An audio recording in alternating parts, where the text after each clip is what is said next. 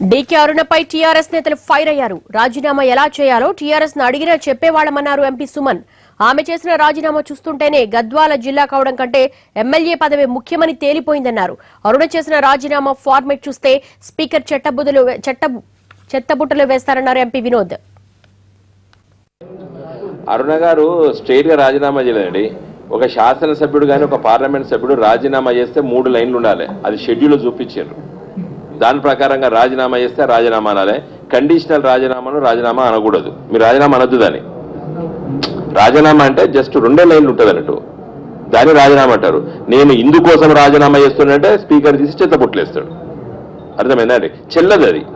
రాజీనామా పత్రం ఎప్పుడు వెళ్తుందంటే 2 లైన్ రూల్ నెంబర్ 142 కింద రాస్తేనే రాజీనామా అంటారు.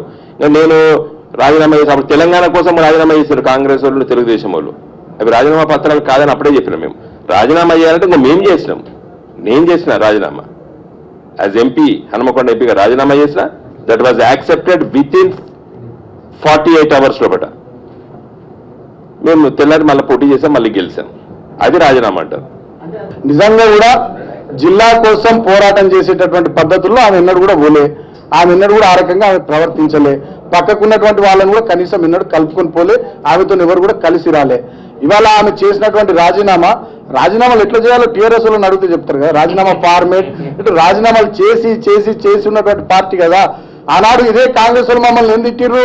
టీఆర్ఎస్ అంటే తెలంగాణ రాష్ట్ర సమితి కాదు, తెలంగాణ రాజీనామాల సమితి అని చెప్పి మాకు పేరు పెట్టినటువంటి వాళ్ళు కాంగ్రెస్ పార్టీ వాళ్ళు.